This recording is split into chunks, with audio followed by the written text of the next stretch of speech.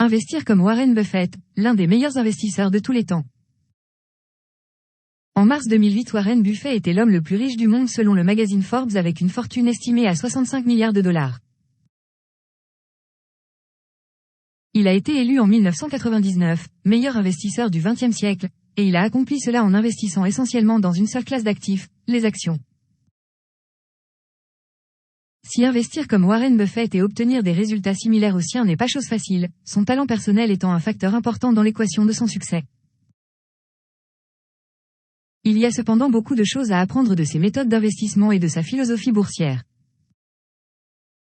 Partie 1. Warren Buffett et sa méthode d'investissement. 1. Qui est Warren Buffett ? Surnommé « l'oracle d'Omaha » ou « le sage d'Omaha » du fait de ses commentaires de marché très suivis par la communauté financière et de ses choix d'investissement judicieux. Il achète ses premières actions à l'âge de 11 ans et comprend très vite l'opportunité incroyable que représentent les marchés boursiers. À l'âge de 21 ans en 1951, il rencontre son mentor, Benjamin Graham, auteur du livre « L'investisseur intelligent », et c'est une révélation pour Buffett. Il apprend auprès du maître les bases de son style, l'investissement dans la valeur. À l'âge de 25 ans, il fonde sa propre société et lève 100 000 $ de capital. En 3 ans, Warren double la mise initiale de ses investisseurs. Il achètera ensuite la société mourante de textile Berkshire Hathaway, qu'il a transformée depuis en holding financière. À la tête de Berkshire Hathaway, il investira dans de multiples sociétés aux noms bien connus, Walt Disney, American Express, Coca-Cola, Washington Post. Entre 1990 et 1998, la valeur de l'action Berkshire Hathaway passe de 5 800 à 75 000 $. Ses retours annuels entre 1976 et 2007 se situent autour des 30% par an. Ce niveau de rendement sur une période de temps aussi longue et avec une telle constance est une performance qui n'a été égalée que par quelques individus dans toute l'histoire de la finance. 2. La méthode d'investissement de Warren Buffett. Warren Buffett n'investit que dans des sociétés qui disposent d'un fort avantage compétitif dans leur secteur, d'une image de marque forte, d'une communauté de clients fidèles prêts à payer pour leurs produits, qui génèrent beaucoup de cash flow, et qui offrent une bonne rentabilité des capitaux investis. En tant qu'investisseur, dans la valeur, il n'investit que si la société se vend à un prix très faible par rapport à la valeur réelle de l'entreprise. Il laisse ce qu'appelait Benjamin Graham une « marge de sécurité » sur le titre. C'est-à-dire que comme un bon investisseur immobilier doit acheter son bien en dessous du prix du marché pour réaliser une bonne affaire, Buffett profite des moments d'irrationalité du marché pour acheter des sociétés d'excellente qualité à des prix très faibles. Buffett investit à long terme et il n'essaie pas de prédire les mouvements futurs du marché. Il se concentre sur les opportunités qui sont devant lui à un instant T. Cela me semble être un point important car beaucoup d'investisseurs pensent qu'il faut être capable de prévoir le futur pour gagner de l'argent, chose que Buffett n'a jamais fait. Pour preuve, ce court extrait d'une interview qu'il avait donnée au magazine Fortune, en 1999. Je vais parler ici des niveaux du marché, mais je ne ferai pas de prédictions concernant ses prochains mouvements. À Berkshire, nous nous concentrons exclusivement sur les prix des sociétés individuelles, et très peu sur la valorisation du marché dans son ensemble. Et même si nous le faisions, le niveau général de valorisation du marché aujourd'hui ne permettrait pas de savoir où il ira la semaine prochaine, le mois prochain, ou même l'année prochaine. Les marchés se comportent d'une certaine manière, pendant parfois une longue période de temps, qui n'est pas liée à la valorisation. Mais tôt ou tard, la valorisation reprend ses droits. 3. Warren Buffett, valeur, long terme et dividendes. Buffett insiste sur le fait qu'il est un investisseur dans la valeur, mais dans les faits, les dividendes jouent aussi un grand rôle dans sa stratégie. Il a toujours détenu au moins 50% de son portefeuille dans de solides actions à dividendes croissants, et ses plus grosses positions ont tendance à toujours avoir été concentrées dans des aristocrates du dividende, Coca-Cola, Procter & Gamble, Johnson & Johnson, Walmart pour ne citer que. Le cash flow ainsi dégagé en dividendes lui permet de réinvestir massivement dans les opportunités intéressantes du moment. Vous pouvez voir son style transparaître à travers ses positions, uniquement des marques fortes qui disposent d'un avantage durable dans leur secteur, pas de sociétés spéculatives ou de haute technologie, et un bon rendement en termes de dividendes. Partie 2, les 20 meilleures citations de Warren Buffett. Warren Buffett, en plus de ses talents financiers, est connu pour être un excellent communicant, et une machine à citation boursière. Il a été très souvent cité dans la presse au cours de sa carrière, et ses aphorismes sont devenus de véritables mantras pour beaucoup d'investisseurs. Voici donc une liste des 20 meilleures citations de Warren Buffett. 1. Sur l'importance d'avoir une vision à long terme. Au XXe siècle, les États-Unis ont connu 2 guerres mondiales, des conflits militaires coûteux, la Grande Dépression, une dizaine de récessions et de paniques financières, des crises pétrolières, des épidémies, et la disgrâce présidentielle.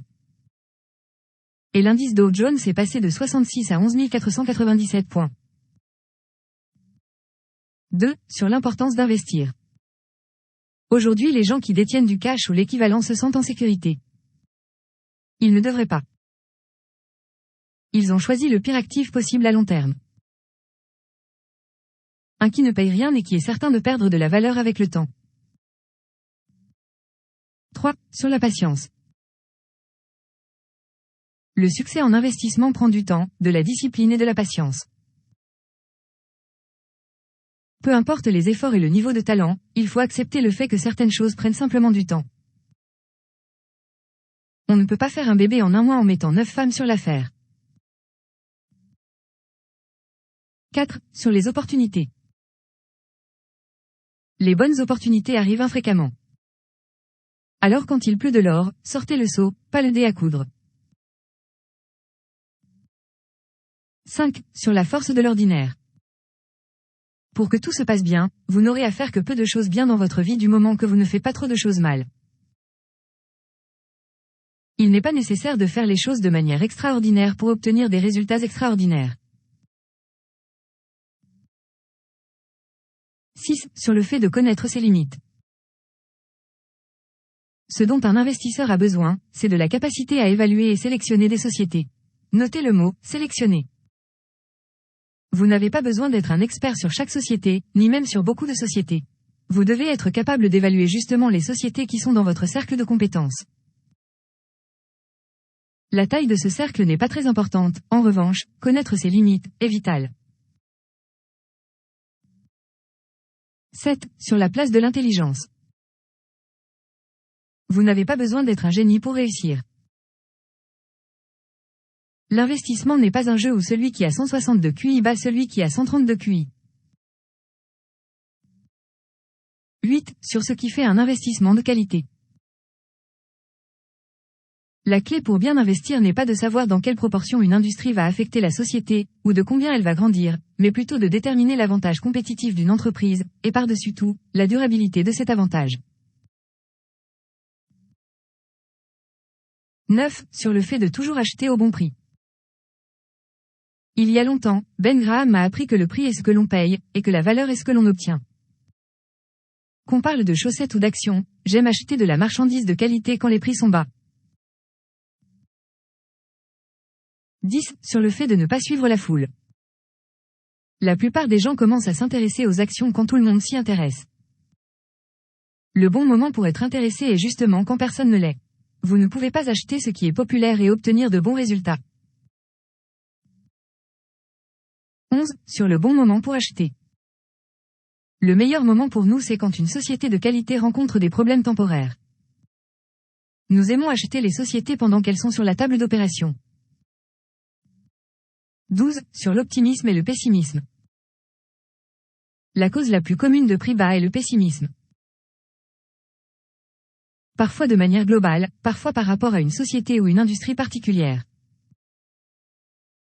Nous voulons faire du business dans un tel environnement, pas parce que nous aimons particulièrement le pessimisme, mais parce que nous aimons les prix qu'il produit. L'optimisme est l'ennemi de l'acheteur rationnel. 13. Sur l'importance de mettre en place de saines habitudes. Les chaînes de l'habitude sont trop légères pour être senties jusqu'à ce qu'elles soient trop lourdes pour être brisées. 14. Sur l'importance de poser des limites. Vous devez garder le contrôle de votre temps, et vous ne pouvez pas faire cela si vous ne savez pas dire non. Ne laissez pas les autres écrire l'agenda de votre vie. 15. Sur l'incertitude de l'avenir.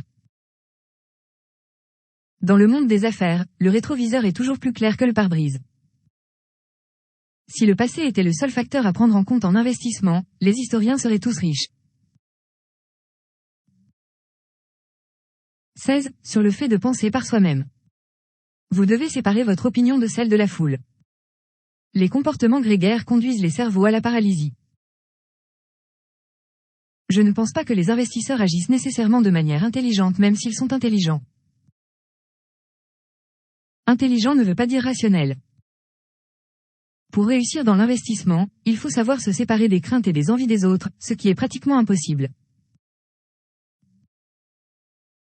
17. Sur la rationalité. Rien n'endort aussi bien la rationalité que des doses massives d'argent gagné sans effort.